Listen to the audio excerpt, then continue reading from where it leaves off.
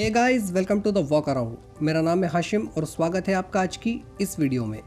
दोस्तों, आज हम इस वीडियो में बात करेंगे कुछ ऐसे फीचर्स की जिनके पीछे बायर्स काफ़ी हद तक अपना पैसा बर्बाद करते हैं और रियल लाइफ में अगर देखा जाए तो ऐसे फीचर्स का जो यूज़ है वो लगभग ना के बराबर ही होता है। तो बने रहिए इस वीडियो में मेरे साथ अंत तक, कहीं मत जाइए। दोस्तों, वीडियो को पूरा भी देखिएगा और इस वीडियो को आगे भी फॉरवर्ड करिएगा ताकि और लोगों तक ये वीडियो पहुंचे और इस वीडियो के माध्यम से वो कार बायर्स जो ऐसे फीचर्स को देख के आकर्षित हो जाते हैं थोड़े समय के लिए, उनके लिए भी ये वीडियो काफ़ी इम्पोर्टेंट होने वाली है। तो अगर आप चैनल पर पहली बार आए हो तो प्लीज़ चैनल को सब्सक्राइब कर लीजिए, क्योंकि आपका एक सब्सक्रिप्शन इस चैनल को अपार सफलता प्रदान कर सकता है। तो चलिए वीडियो स्टार्ट करते हैं बिना किसी देरी के। तो इस लिस्ट में पहला फीचर है ऑटोमेटिक हेडलैम्प्स एंड DRLs। अब देखिए, ज़्यादातर कार कंपनीज अपने किसी भी प्रोडक्ट के टॉप वेरिएंट में ऑटोमेटिक हेडलैम्प्स का फीचर देती है और उसका बहुत प्रचार करती है कि हमारी गाड़ी में तो ऑटोमेटिक हेडलैम्प्स हैं। लो विजिबिलिटी कंडीशन में कार के हेडलैम्प्स ऑटोमेटिक ऑन हो जाएंगे और ऐसे फीचर से प्रभावित होकर हम किसी भी कार के टॉप वेरिएंट को ले लेते हैं, क्योंकि हमें ऐसा लगता है कि वाओ कितना प्रीमियम फीचर है। लेकिन क्या आपने सोचा है कभी कि ज़रूरत क्या है ऑटोमेटिक हेडलैम्प्स की? अगर अंधेरा होता है तो टॉगल को घुमा के भी आप हेडलैम्प्स ऑन कर सकते हो। तो अगर आप किसी भी कार के वेरिएंट को सिर्फ इसलिए चुन रहे हो कि ताकि उसके अंदर ऑटोमेटिक हेडलैम्प्स हैं, तो ये चॉइस आपकी गलत है।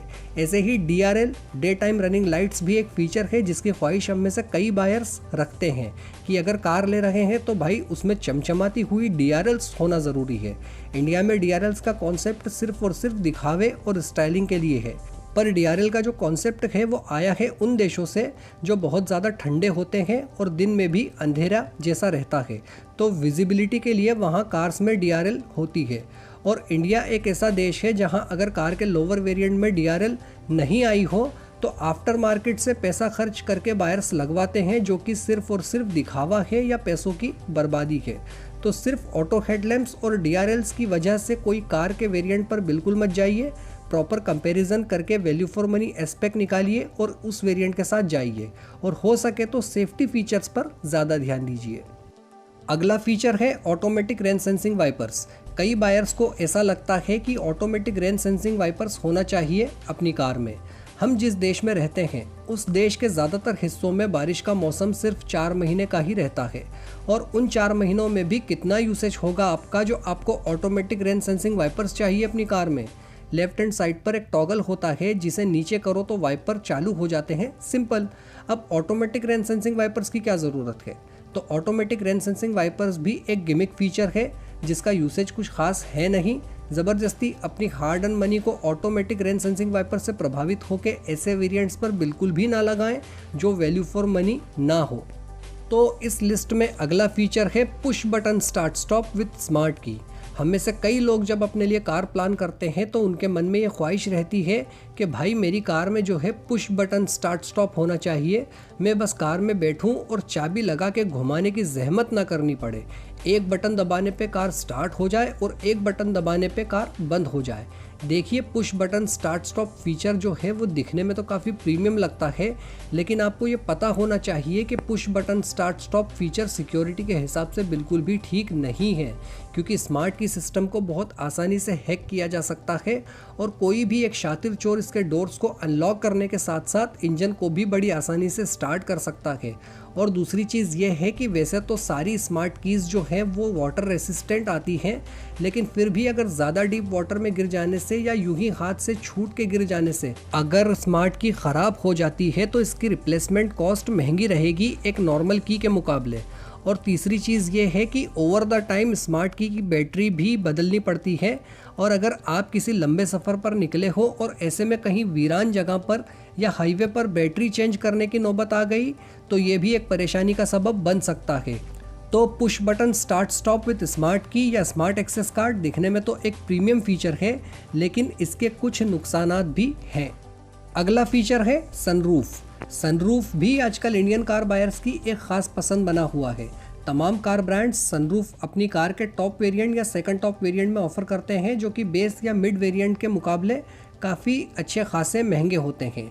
और सनरूफ ही की वजह से कई बायर्स अपना बजट ना चाहते हुए भी स्ट्रेच करके टॉप वेरिएंट पर जाते हैं।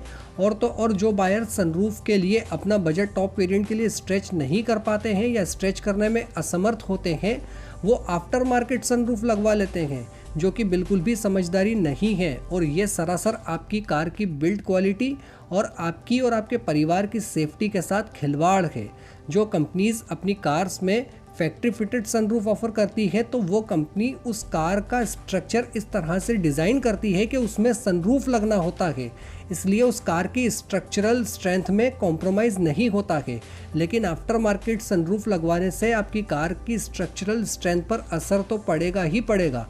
साथ ही साथ आफ्टर मार्केट सनरूफ में से कुछ वक्त के बाद लीकेज होना शुरू हो जाते हैं और ऐसी कार जिसमें आफ्टर मार्केट सनरूफ लगा हो, उस कार की resale value used car market में अच्छी खासी ड्रॉप हो जाती है।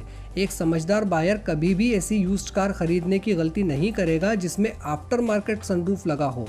बहरहाल सनरूफ का यूज़ आप सिर्फ हिल स्टेशन या बर्फीली वादियों में कर सकते हो, जैसे हिमाचल प्रदेश हो गया, उत्तराखंड हो गया, लद्दाख हो गया या फिर कश्मीर हो गया।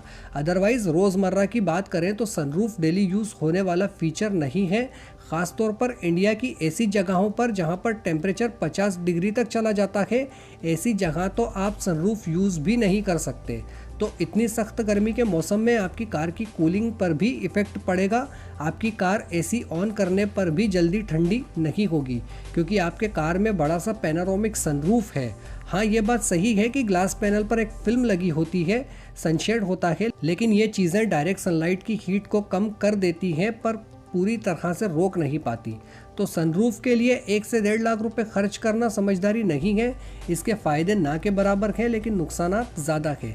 इससे बेहतर है कि आप सेफ्टी फीचर्स पर अपनी तवज्जो ज़्यादा दीजिए और हर कार का वैल्यू फॉर मनी वेरिएंट जानने की कोशिश कीजिए। अगला फीचर है इस लिस्ट में क्रूज़ कंट्रोल। क्रूज़ कंट्रोल भी कई बायर्स को काफ़ी आकर्षित करता है। स्टीयरिंग व्हील के दोनों साइड बटन्स लगे होते हैं तो हम लोग समझते हैं काफ़ी प्रीमियम गाड़ी है बॉस। और क्रूज़ कंट्रोल जैसा फीचर भी कई कार कंपनीज अपने प्रोडक्ट्स के टॉप वेरिएंट में ही देते हैं। अब क्रूज़ कंट्रोल के चक्कर में आपने टॉप वेरिएंट ले तो लिया, लेकिन क्या क्रूज़ कंट्रोल आपके रोज़ काम में आएगा? आपको चलना ज़्यादातर सिटी में है या कभी 2-4 महीने में एक बार हाईवेज पर निकलना है और आपने क्रूज़ कंट्रोल से आकर्षित होकर टॉप या सेकंड टॉप वेरिएंट उठा लिया। क्रूज़ कंट्रोल के यूज़ से कहा जाता है कि माइलेज इम्प्रूव होता है। ये बात हकीकत है, लेकिन इतना भी नहीं इम्प्रूव होता है कि 15 kmpl का माइलेज देने वाली कार क्रूज़ कंट्रोल की वजह से 20 kmpl का माइलेज देने लगेगी। बहुत से बहुत इम्प्रूवमेंट देखने को मिलेगा भी तो आधे से 1 किलोमीटर का बस। और वैसे भी सिंगल लेन या डबल लेन हाईवेज पर क्रूज़ कंट्रोल का यूज़ बिल्कुल भी नहीं कर पाओगे। क्रूज़ कंट्रोल का यूज़ 6 लेन या 8 लेन हाईवेज पर ही ठीक से हो पाता है। तो ऐसे फीचर्स के लिए टॉप वेरिएंट या सेकंड टॉप वेरिएंट पर जाना जिसका यूज़ ही साल में 1 से 2 बार हो, ये समझदारी बिल्कुल भी नहीं है। अगला फीचर जो है वो आपको ग्लव बॉक्स में मिलेगा, जो कि है कूल्ड ग्लव बॉक्स। ये भी एक निहायत ही बिना काम का फीचर है। इस फीचर का काम सिर्फ इतना होता है कि आपकी ठंडी पानी की बोतल अगर आप ग्लव बॉक्स में रख देते हो तो एसी की हवा की वजह से आपकी ठंडी पानी की बोतल जल्दी गर्म नहीं होगी। मेरी बात पर गौर कीजिए, जल्दी गर्म नहीं होगी। आप एक ठंडी पानी की बोतल किसी कार के कूल्ड ग्लव बॉक्स में काफ़ी देर तक रख के देखिए, जवाब आपको खुद ब खुद मिल जाएगा। तो बात यह है कि जिस हिसाब से कंपनीज इस फीचर का प्रचार करती है अपने प्रोडक्ट्स के ब्रोशर में या वेबसाइट पर, यह फीचर उतने काम का नहीं है। ये सिर्फ और सिर्फ दिखावे का फीचर है। और अगर मैं ये कहूँ कि ये ज़रा भी काम का फीचर नहीं है तो ये बात भी गलत नहीं होगी। कार के एसी का टेम्परेचर 18 डिग्री के लगभग रहता है और 18 डिग्री टेम्परेचर में कुछ भी चीज़ ठंडी नहीं होने वाली।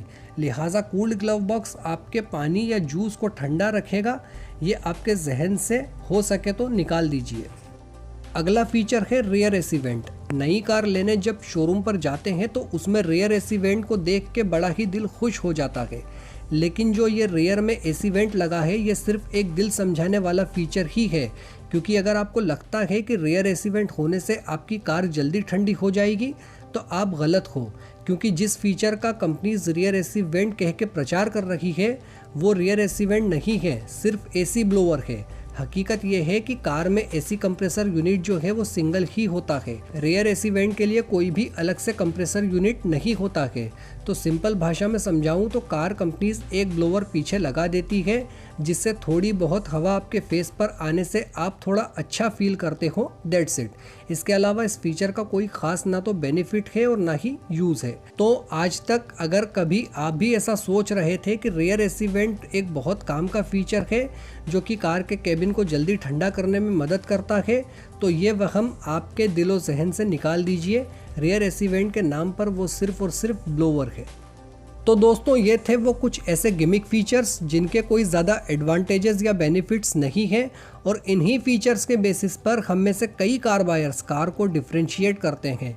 कोई भी कार को सिलेक्ट करने के लिए ये ज़रूरी है कि ऐसे गिमिक फीचर्स की जगह कार के सेफ्टी फीचर्स, कार की सेफ्टी रेटिंग, कार के प्लेटफॉर्म, कार के इंजन या कार की ड्राइविंग डायनामिक्स देख के कोई भी कार को चुना जाए। इस वीडियो को अपने और भी दोस्तों तक पहुंचाने की जिम्मेदारी मैं आप लोगों को देता हूं। इस वीडियो को अपने सोशल मीडिया प्लेटफॉर्म के जरिए और भी लोगों तक पहुंचाएं। आई होप ये वीडियो आपको पसंद आया होगा। फिलहाल के लिए इतना ही। मैं मिलूंगा आपसे अगली वीडियो में एक और नए टॉपिक के साथ। तो जब तक के लिए bye bye, take care, drive safe, thank you, Jai Hind, जय भारत।